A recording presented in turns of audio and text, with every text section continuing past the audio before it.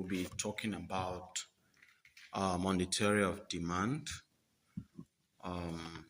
We'll be discussing the types of demand. And before we move further, I would like you to always subscribe to the Dpenomics Academy, where we make economics simple, practical, and impactful. In our previous video, we've talked about what demand means, right? The different types of demands and the effective and ineffective demand. And we said when we say demand is effective is when it's backed up with money, and when demand is ineffective, it's when you want something or you desire something, but you do not have the money to pay for it. That is what ineffective demand is all about. So today we'll be talking about the 4 types of demand. We have the derived demand. We have the derived demand. We have complementary demand. We have substitute demand and composite demand. Now, in different areas of life, we practice economics in one way or the other. So breaking it down, one way or the other, we must have practiced either a derived demand, a substitute or complementary or even composite demand without even knowing that these are real life situations that we have been practicing, right? So the first type of demand, derived demand, I'll break this down in a very simple term that it will be easy for learners, especially those writing their examination, to understand what a derived demand is talking about, right? A derived demand is a demand for a good because it is used to produce another goods. In some other texts, it can be said that derived demand are the demand for a particular goods or a situation where there is demand not for its own satisfaction but for the satisfaction of another commodity. Okay, now this is in a very simple term.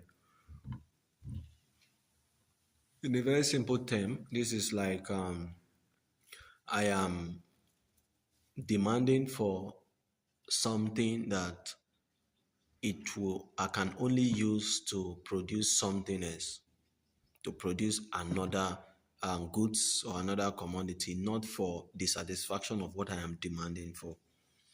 An example of this is labor. I can be demanding for the services of an electrician just to satisfy the needs of wiring my house. I can be demanding for the need of cement. So the cement is not satisfying itself. It is satisfying the building of a house, road, bridges, and all of that. Same goes for steel. Same goes for let's say I can be demanding for irons for building of my house, rods for building of my house. So it does not satisfy itself. So anything that you are demanding that does not satisfy itself, but it is used for production of something else, it is called a derived demand. Flour, for example, for those who are bakers, flour can also be a derived demand because it does not satisfy itself, but the satisfaction of baking bread, cake, chin chin, donut, and so on and so forth. So those are called derived demand. Now, another example of another type of demand is what we call the complementary demand. Now, the complementary demand is when you join 2 commodities or 3 or more commodities together to satisfy one want. Okay, one way or the other, we have all practiced what we call a complementary demand. Okay, now we have example of phone and data.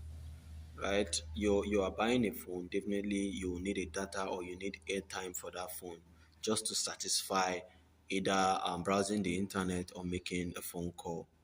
Right, we have car and petrol, like we see. And when you get a car, you will get a petrol.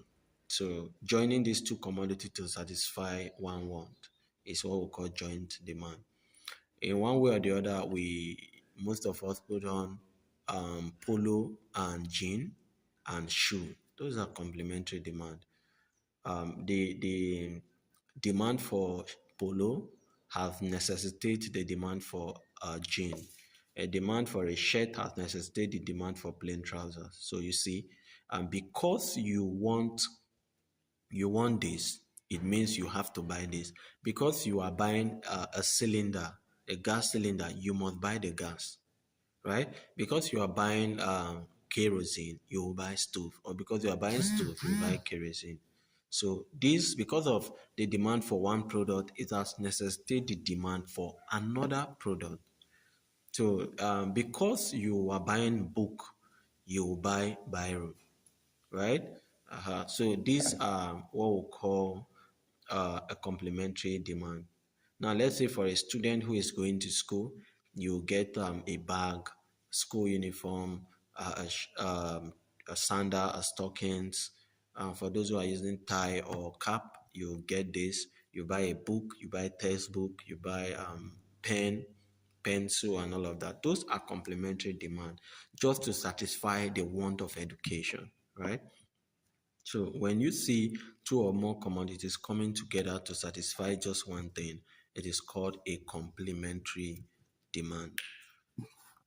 Now, the third type of demand we have is what we call a substitute demand. Some people call it a competitive demand. Now, what is a substitute or a competitive demand? Now, when we say a demand is a substitute demand or a demand is a competitive demand, it is when one commodity can be used in place of another commodity. Now, let's take for instance, I don't want tea. I can always use coffee to substitute tea, right? I can always use butter to substitute margarine, right? These are called substitute demand. Now, using detergent as an example, we can always say we are using Viva in place of clean, or clean in place of Mama Lemon. We can say I prefer. Okay, let's say I enter a supermarket and the cost of Coca-Cola drink is high. I can decide to go for Pepsi. Mind you, when we say substitute, it does not mean you'll be buying because because Coca-Cola is high, you want to buy, or because Coke is high, you want to buy Fanta. Those are not substitute demand, because they are from the same company. So if I'm not buying Coke because of its price, then I'll be buying Pepsi, right? So those are called substitute demand. So the last we have, and the type of demand is what we call composite demand. What are composite demand? Composite demand are when a commodity has multiple uses, or when a commodity can be used for many purposes, many things. Just one commodity, it is used for many things. An example of this can be electricity. Electricity can be used for so many things: for ironing of your clothes, lighting, cooking, charging of phones or gadgets, and all of that. And we also have another example, palm oil, right? Or palm kernel. Now, palm oil can be used for cooking. Palm oil can be used for making of pomades, making of soap, and etc. Another example we can use is water. As a composite demand, water can be used for washing, cooking, bathing. Um, Water can be used for so many things, right? So those are called composite demand. And it is important to know that even cement, that is a derived demand, is also a composite demand. It's also an example of a composite demand. because with cement, you can use cement for molding of blocks, you can use cement for building of houses, construction of road, construction of bridges, maintenance, and so on and so forth, right? So even some examples of derived demand can also be an example of a composite demand. So I'll be giving you an assignment in the comment box, at least list two example each of these types of demand: derived demand, complementary demand, substitute demand, and composite demand. So in the comment section, I would like you to list types of this demand to broaden your understanding on what these types of demand is all about. In conclusion, I want to sincerely thank you for watching, and this brings us to the end of our lessons for today. So you can go over these points on demand, and you will do great in your examination, in your daily activity, because economics is all about our daily activities. So I'll urge you to always follow us on the Dpenomics Academy, subscribe to this channel if this helps you, and also share, especially for those who are preparing for the examination.